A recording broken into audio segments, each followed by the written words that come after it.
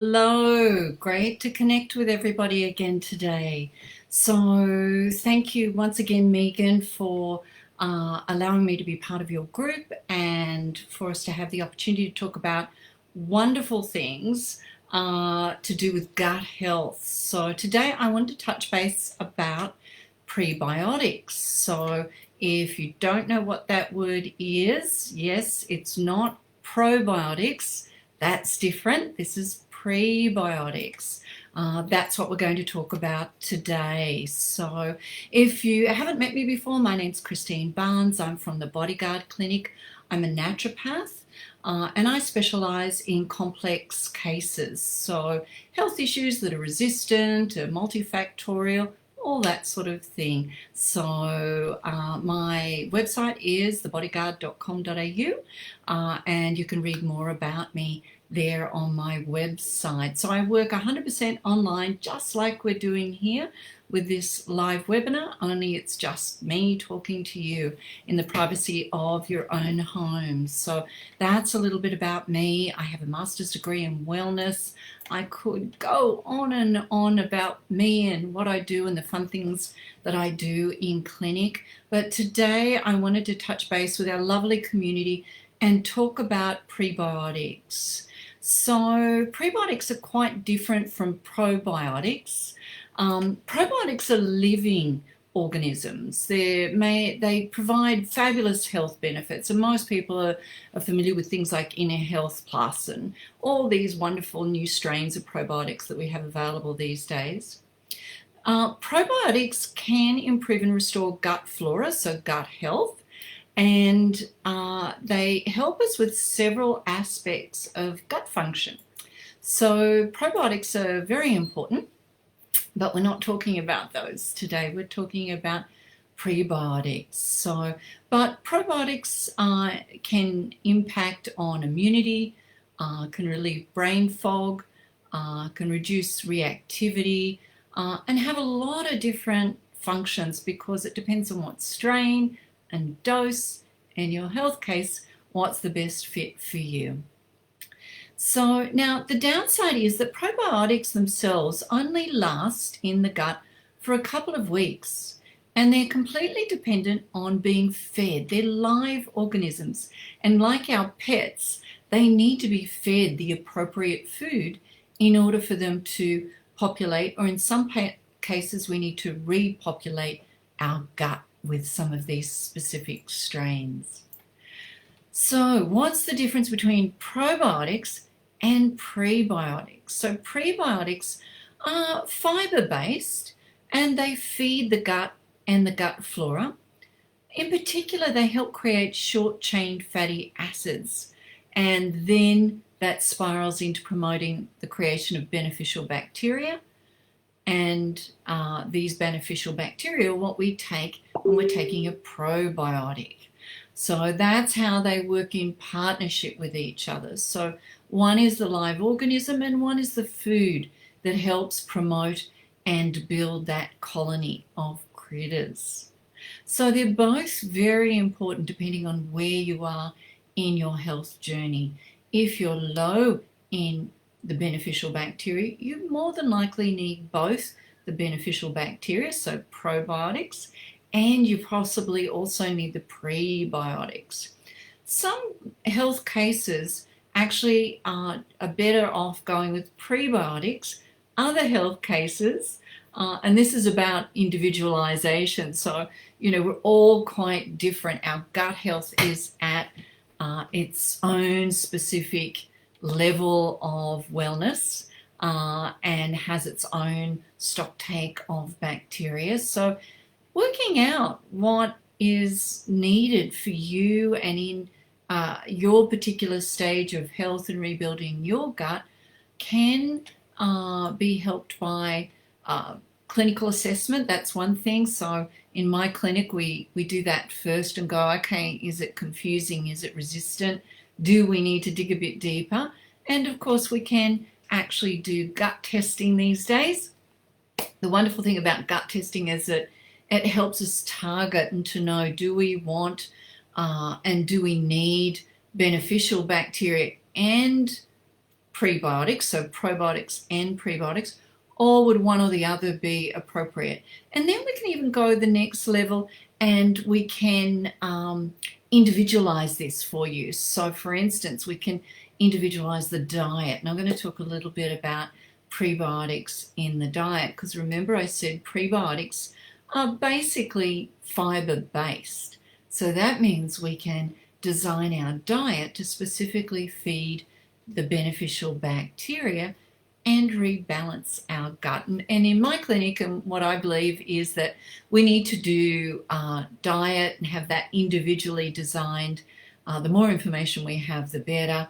And then often we look at what are our choices in prebiotics as well as probiotics and targeting all of that.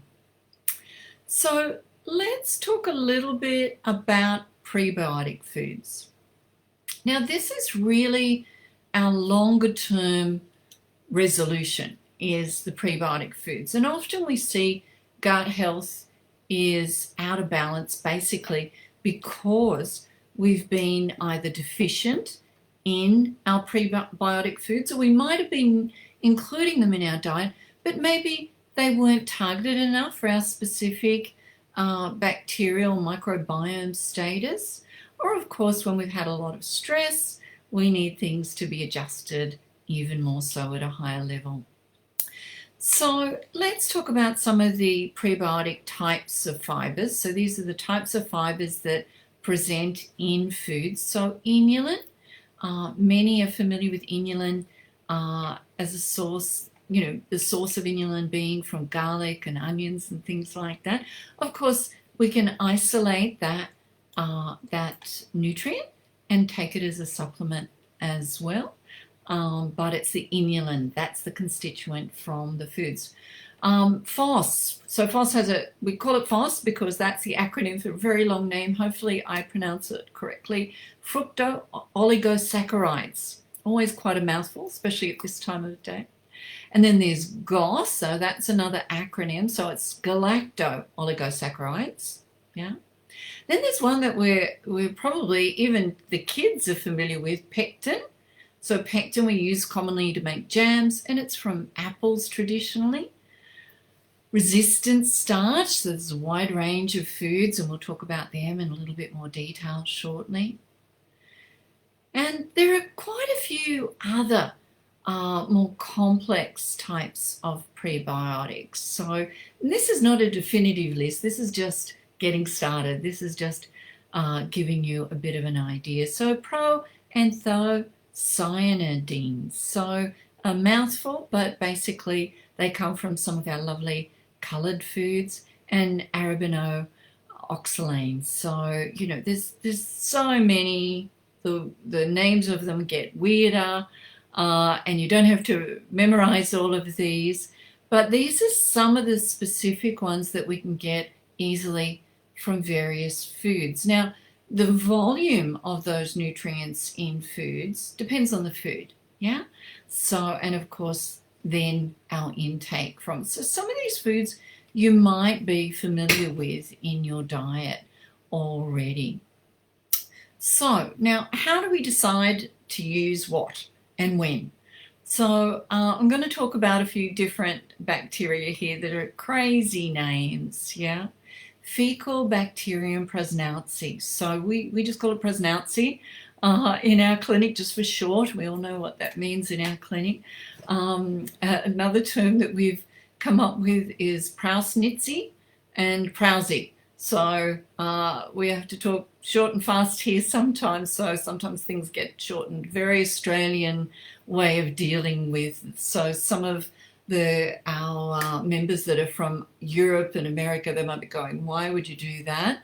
But it's very Australian of us to reduce things down into a shortened version. So this is a particular bacterial species which is considered very good and is a sign of how healthy our gut is overall. So having that in healthy levels has an impact on lots of other bacteria that can be found in our guts. So when we see that in a gut test result, and it's at a healthy level, we go, okay, the gut's not too bad. Now, if it's at a low level, we want to build that up. And the foods that we want to choose to do that, we're choosing them because of the prebiotics. And two of those prebiotic ingredients are FOS, F-O-S, and inulin. So let's talk about the actual foods. Let's get away from all the crazy science. So the foods that contain these nutrients and fibers in healthy levels are foods like asparagus, chicory root, garlic, so you heard me mention that earlier, leeks, onions, shallots, so they're of a similar family, and bran. So by manipulating the diet and choosing the right foods, we can encourage the gut to create targeted healthy bacteria that we know is great for our immune system, very good for us. And this is why we use prebiotics. Now, I've just mentioned one bacteria. We could do this, look at a gut test and go, okay, this particular beneficial bacteria that we're low in, these are the foods that we need to consume as prebiotics. And even we can look at food as far as probiotics are concerned. It doesn't always have to be in a supplement form, although commonly when we've got a gut issue, that does bring best outcomes faster. So this is about manipulating. I know that sounds a harsh word, but really creating a diet that fits with your individual microbiome, its deficiencies in bacteria. And of course, this is quite different from when we're looking at gut health and nutritional levels and designing a diet from a perspective of nutritionals that you might be deficient in. So, these are things to keep an eye on and assess depending on whether you're seeking wellness, optimal wellness, or whether you're seeking a treatment for your current state of illness. So that also helps us decide on what level. Do we want supplement? Can we just cope with foods? Now, why do we choose supplements for some of these prebiotics rather than just eat the foods? So some people have health issues with some of these food items. So there's food sensitivities. Some of these foods are high in sulfur. So if we've got heavy metals such as mercury, it makes us very sulfur sensitive, and we feel really bad when we eat too many sulfur-rich foods such as onion and garlic. Some of us have a deficiency in some new micro minerals that mean that we have problems processing some of these sulfur-rich types of fibers. So there are many, many reasons why we go for the actual constituent as a supplement rather than the food. And then some people have an actual sensitivity because that food might be from a certain plant family that person has developed an immune response. So there's lots of different things to navigate here, and this is where a clinician can be really helpful. Rather than go through a lot of pain, we can do it with testing, with science, and with clinical experience. So if you've just joined us, we're talking about prebiotics, the importance of prebiotics, prebiotic examples in diet, so many different things that we're talking about here. Now, some of these prebiotic fibers are soluble and some of them are insoluble types of fibers. So now we're sort of drilling down and getting a little bit technical about types of fibers beyond even the ingredients that are prebiotic nutrients or constituents. So prebiotic fibers that are soluble are examples of pectin and oatmeal, bran, barley, lentils, for instance. Soluble fibers are fibers that absorb water. This is their main aspect, and they bulk out the stool. They create like a gel that improves digestion and soothes the digestive tract. So this is very important to include in one's diet if we have an inflamed gut. And in many cases of constipation, we need to have a variety of these types of fibers, soluble and insoluble. So, and again, we can individualize that as well. So these fibers improve digestion in a number of ways, and they can help how we absorb different foods. They have their own actions, healthful actions that they have aside from being prebiotic and feeding the microbiome. They have actions within themselves, such as reducing blood cholesterol and regulating blood glucose levels. So that can be helpful if one has issues, for instance, with the liver functioning and managing cholesterol, or if we're pre-diabetic or we're in a metabolic X sort of scenario where we're needing that extra help with blood sugar regulation. So fibers can play an important role. They can also play an important role in dieting, believe it or not. So when we're in reducing our calories mode, let's face it, we're in the early days of summer here in Australia. We're all heading towards Christmas. We're all a bit mindful of, we're all going to have that extra bowl of, Christmas pudding or turkey or whatever it happens to be. We all have a little bit extra than we should. But here's a quirky way that you can work with fiber. Not only does it help build our microbiome and acts as a prebiotic, but it also can play a role in giving us a feeling of fullness. So if you have a habit of overeating, not just in celebrations such as Christmas, but really any gathering, social gathering where you might be less than mindful, let's face it, we all get a bit into chatting with our friends, and sometimes we can just be mindlessly eating.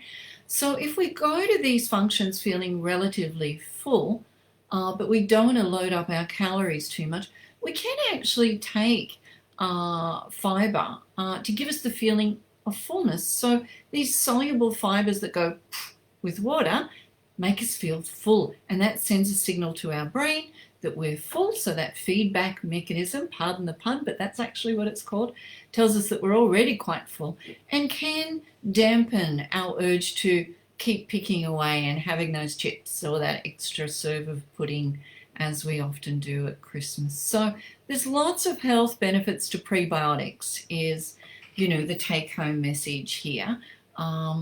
Feeding the microbiome, and if you're taking beneficial bacteria, such as a probiotic, you may want to consider also adjusting your diet to make sure you've got prebiotics, and or taking a prebiotic supplement in addition to your probiotics. Remember, the difference is pre or pro, yeah? And that fiber in the diet is paramount. This is what we want to have. And of course, longer term, after you're past your dysbiotic gut and that's resolved, you really want to include these prebiotics and probiotic foods ongoing in the diet. Not at high level, but just at the right amounts to help you maintain a healthy gut. Other fibers that are insoluble and can be found in grains and vegetables are things like wheat bran, whole grains. So this is where having a whole food diet can be helpful if that's applicable to you. I know some people cannot do a whole food diet based on what their microbiome is at the moment, or it may be due to some other health-related issue that they have. So this is where you've got to take these broader strokes and then individualize them for you. I'm speaking generally today about prebiotics. So insoluble fiber can also make our bowel movement easier to pass. So this is really helpful when we've experienced hemorrhoids, constipation, anything like this. And they also play a role in regularity. So, you know, there's important aspects to insoluble fiber. One of the tools that I use is the Bristol stool chart. Just see if I can get it here in the camera appropriately. This is the kids' version of it. You'll see it's got descriptions there of rabbit droppings and a bunch of grapes. But if you actually look at, you know, this is our target. So we want everything digested. You can Google the Bristol stool chart. It's a handy thing to print out and have on the back of the toilet door. So down here, we're too loose. Up here, this is definitely not enough hydration, not enough fiber. And this is what we're targeting. And we're also targeting volume with our stool. Now, don't be frightened, but this is what I use to describe the volume and diameter of our bowel movements. Now, if yours doesn't look like this, now we want it shaped like a Cavendish banana, but this gives you a bit of an idea of volume. And I thought it was quirky.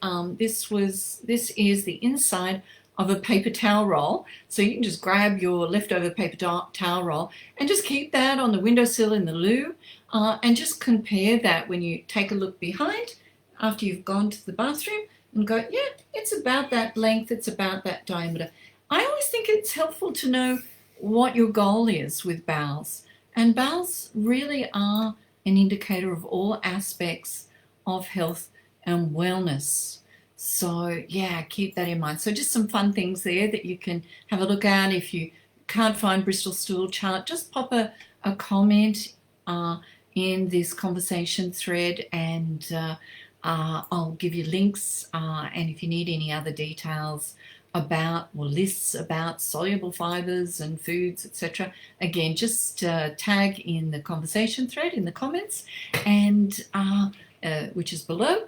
And also tag my name, otherwise I won't know that you're seeking that information. So yeah, so overall, prebiotics are foods that are going to help our overall health.